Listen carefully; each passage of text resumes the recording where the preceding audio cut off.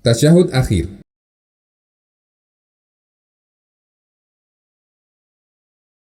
Tata cara duduk ketika tasyahud akhir. Duduk tasyahud akhir termasuk rukun sholat, sehingga tidak boleh ditinggalkan dalam keadaan apapun. Cara duduk tasyahud akhir ada dua. Yang pertama, jika sholat yang dikerjakan hanya memiliki satu tasyahud, seperti sholat subuh atau sholat witir, maka duduk tasyahud akhir dilakukan dengan posisi iftirash. Tata caranya sama seperti duduk di antara dua sujud. Ini adalah pendapat Imam Ahmad berdasarkan hadis Wa'il bin Hujur ketika menceritakan cara sholat Nabi SAW.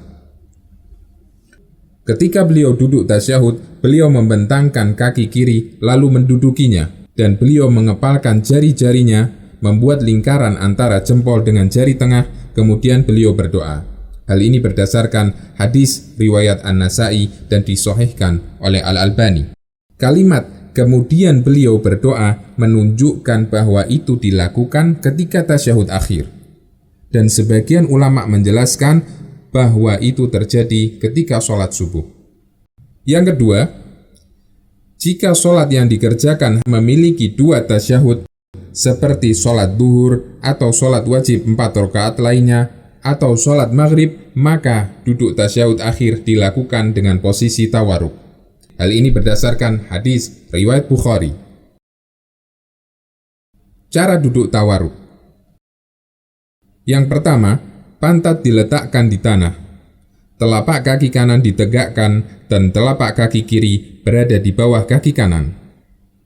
Abu Humaid menceritakan cara sholat Nabi SAW. Wa idza jalasa fi raq'atil akhirati qaddama rijlahul yusra wa nasaba al-ukhra wa qa'ada ala maq'adatihi. Jika beliau duduk di rakaat akhir, beliau majukan kaki kiri dan beliau tegakkan telapak kaki kanan dan beliau duduk di tanah. Hadis riwayat Bukhari. Yang kedua, pantat diletakkan di tanah, telapak kaki kanan dibentangkan, dan telapak kaki kiri di atas kaki kanan.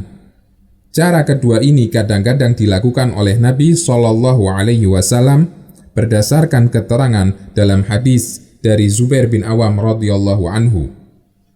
Rasulullah SAW apabila duduk pada tasyahud akhir dalam sholat, beliau posisikan telapak kaki kiri antara paha dan betis kanan, dan beliau bentangkan telapak kaki kanan. Hadis riwayat Muslim. Tata cara duduk tasyahud akhir yang berikutnya adalah kedua tangan berada di atas paha, dan posisi siku tidak melebar melebihi paha, sebagaimana disebutkan dalam hadis dari Wa'il bin Hujur yang diriwayatkan oleh Abu Dawud dan yang lainnya. Dianjurkan mengisyaratkan jari telunjuk tangan kanan ke arah kiblat dari awal duduk tasyahud, karena isyarat jari telunjuk tersebut dilakukan mengiringi doa yang dibaca ketika tasyahud. Dianjurkan mengarahkan pandangan ke arah isyarat telunjuk berdasarkan keterangan dari Ibnu Umar radhiyallahu anhuma ketika menceritakan cara sholat Nabi SAW. Wa asyara bi usbu'ihi allati talil ibhama fil qiblati wa rama bi basarihi ilaiha. Rasulullah SAW berisyarat dengan jari telunjuknya ke arah kiblat dan beliau mengarahkan pandangannya ke arah jarinya. Hadis riwayat An-Nasai dan disahihkan oleh Al-Albani. Cara mengacungkan jari telunjuk sama dengan mengacungkan jari telunjuk ketika tasyahud awal.